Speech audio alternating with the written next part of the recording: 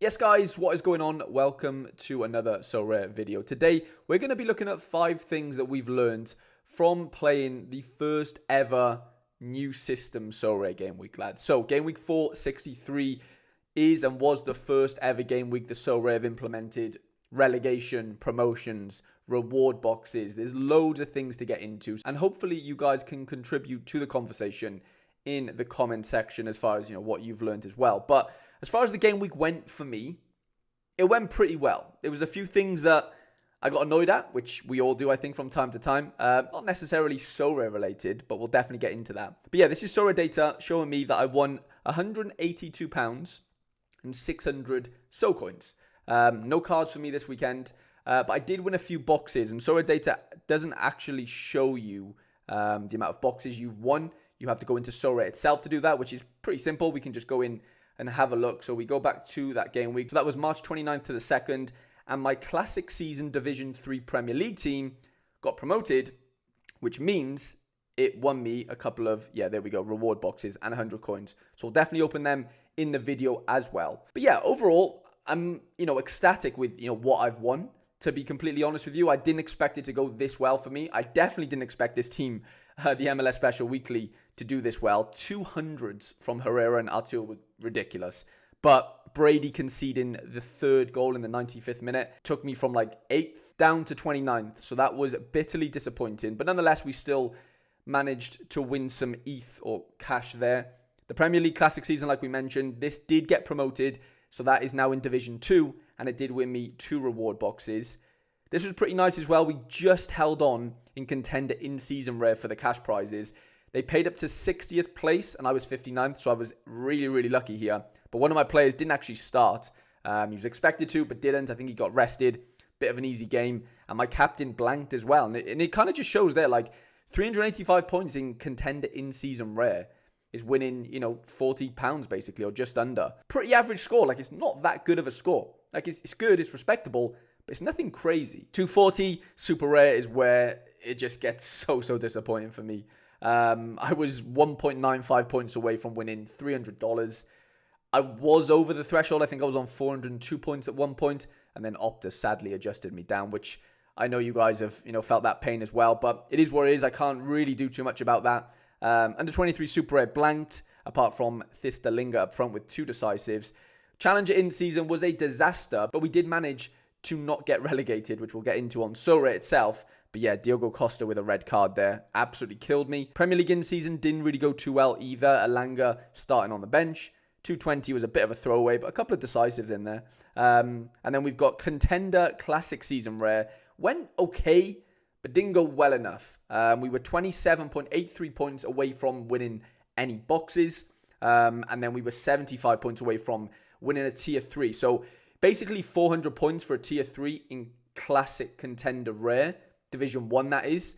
Those scores are pretty hefty. Like, 400 points is respectable. It's nothing crazy, but for a tier 3, pretty high, in my opinion. But I can see how that's happened. Contender is filled with many leagues, and, many players play football, many players score goals, many players and teams get clean sheets. So it's just going to happen, right? Champion in season didn't really go too well either. Velez, that's my second goalkeeper, if you've noticed, get red carded this weekend, which is just great. Under 23 rare didn't go as planned either. 270 was a bit of a disaster as well. And that was the extent of my game week. But over on Sorare, it's going to show us where we've got promoted, where we've got relegated, etc. Division 3 Classic Premier League has been promoted from Division 3 into Division 2, and I'm going to get 2 reward boxes for my troubles. I played 1 champion team, and that was Division 1 in season, and that got relegated thanks to Alvaro Velez. I played 1 in season challenger team, and that was Division 1 rare, and that luckily stayed in the division, so 304 points was safe enough despite the red card from Costa. So 300 points isn't much, and to stay in the highest division, not terrible. You're not asking for too much. You're just asking for things not to go incredibly bad, which from time to time, of course, happens. And then the in-season Division 1, obviously, well, they're all safe for the in-season Division 1 and Classic. And then under 23, there's no divisions yet. We've gone through Special Weekly. There's no divisions in All-Star. And then we've gone through Cap 240s as well. So overall, it was a very good weekend for me from, a results perspective. Okay, so what have we learned? The first thing I've noticed is that So coins have become a little bit tougher to win. So this game week I won 600 so coins and I had 15 lineups out, okay? If we go to game week 455, for example, I know I have way more lineups here. I actually have 20 lineups here in game week 455, but I won 4,100 coins. And of course, the math isn't completely accurate, right? But ultimately, it looks to be a lot harder to win yourself those so coins. So does that mean the Sorare are going to put more importance on them? Potentially. I'm not sure, but it is interesting to see that it is a lot harder to win so coins in this new system. Before the new Sorare was introduced, it felt like there was quite a bit of worry in the community in general that scores would be, ridiculous to get prizes, under the new system for whatever reason.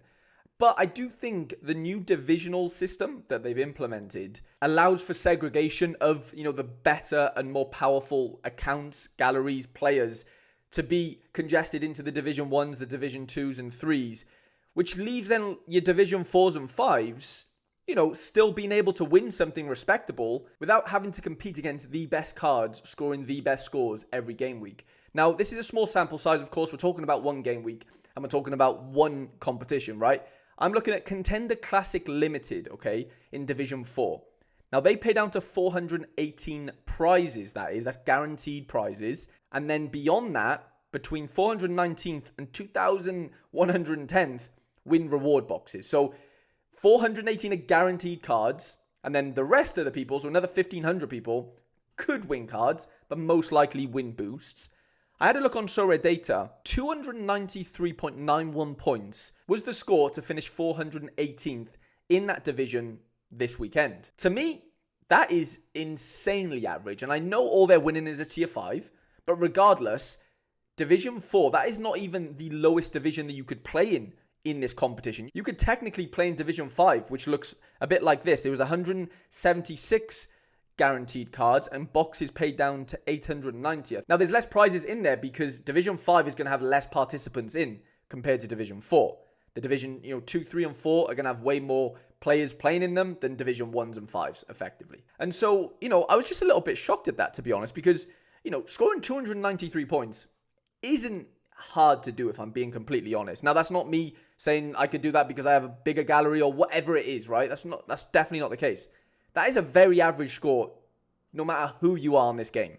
And so it just shows that the segregation of the divisions, and I know this is one small sample size that I'm taking into consideration. I'm sure the scores required, for example, in Champion Limited would be a lot higher, and that's fine.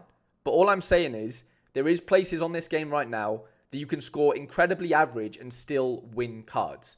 I'm not saying they're going to be worth thousands of pounds, but all I'm saying is you can win cards with very, very, very average scores. The next thing I noticed throughout this game week and even in its conclusion, and this might be coming from a biased perspective because it's kind of happened to me, so it's apparent. But, when I showed you that, I won £183 or whatever this game week, that came from 3 separate competitions, right? That was the MLS Special Weekly and from the Contenders In-Season Rare competition. And as I showed you, I almost won some cash in that 240 Super Rare lineup. It kind of hit me that under this new structure that we have on Sorare now, game week to game week, whilst the Cap 240s are still alive and we can still hit thresholds for those that have been playing for a while, it kind of hit me that there's so many places you can win cash now. And don't get me wrong, it's incredibly fun to win cards as long as they're cards that you're happy with. With cash, you can't really be disappointed in that there's no variables to look out for. You aren't hoping to hit a card that is a 1 in 50 chance in the prize pool, for example. You are getting $50 cash if you've won and placed in the top 60, I think, contender, for example, right? I think the range of being disappointed is so minimal with that, and it's so flexible in that when you do win it, you can go out and buy whatever you want. So I'm not saying get rid of card rewards. You look at the Premier League in season, there's 2 competitions I could enter there. I could enter a third technically. You could just do that by clicking register new team. It doesn't actually show on the left, which is a bit annoying, but regardless, right? In Champions, you've got in-season rare, 3 teams possible again for me there.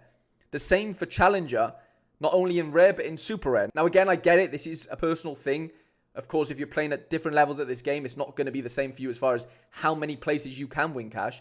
But in a way it is, as long as you're willing to put money into this game. I always say it, Sorare isn't a charity. It is very hard to win money and cards in this game without putting money in. Simple as. But again, the point still stands. There are just so many places right now when I'm building my lineups that I could win potential cash from. Now, that's not me saying, oh, I'm going to win 1,000 from there, 1,000 from there. Not realistic. I can chip away at the $40s and the $60 and the $80 maybe $100 if I'm lucky. That all adds up over a game week if I'm putting out 10 to 15 lineups. If 3 or 4 of them hit cash rewards, then I'm looking into, maybe, $100 to $200 potentially. Now, of course, these are ballpark numbers and whatever, but ultimately, there are just way more ways right now that you can win cash on this game because of the in-season tournaments, because of the MLS Special Weekly, for example, and of course, Cap 240 still here. Before this game week and, previous game weeks to this one over the last couple of years, it's basically been about hitting the threshold. And outside of the Cap 240 threshold, your only chance at cash was either if you finish really high in All-Star Rare or All-Star Limited, for example, or you podiumed and you were one of the top 3, which is very, very unlikely for 99.9% of users. And so the fact now that the cash is so much more spread out, is so much more accessible, I think it just makes it such a better game. Again, this is coming from a biased perspective in that, I've won cash this weekend. It's apparent to me that it is very accessible with, relatively fine scores. Like I haven't scored above 400 anywhere this weekend, and I'm still managing to win £183. And so it is very possible to score relatively average scores and still win cash in multiple situations. Again, of course, you need the cards. And then we get on to promotion and relegation. It seems like Sorare didn't really grasp how this was going to work when they first announced it. And they had to put out a message 9 hours ago today, which is the day of the new game week, which is the midweek on a Tuesday. How does promotion and relegation work when a competition is open for 2 game weeks in a row? It's explained here. Promotion and relegation always occurs live at the deadline, and the result will be taken into account for the following game week. For example, if you currently have a team in Division 2 that will be promoted at the end of the game week, then the team you build in this slot will compete in Division 1 next game week when it's live later today. We will soon be making improvements to the interface to clarify this aspect. Thank you, Sorare. Please note that the number of participants in each division will only update when the current game week is closed. So, for example, last weekend, the weekend we're talking about, my Division 3 Classic Premier League team got promoted. So this midweek, that team now will be playing in Division 2, and it shows it here actually quite nicely. So this team now, as you can see, Team B is playing in Division 2. If we go back to last weekend, this is Team B again, playing in Division 3, got promoted. So it looks like everything is updated on here now, which is great. Shows it perfectly. There was a lot of confusion over this weekend. Nobody really knew what was going on. I don't even think Sorare knew what was going on, if I'm being honest, because obviously we got the statement this morning. I know it was Easter weekend and whatever, so maybe they weren't working, and that's fair enough. But ultimately, there is some, interesting things going on with this promotion and relegation stuff.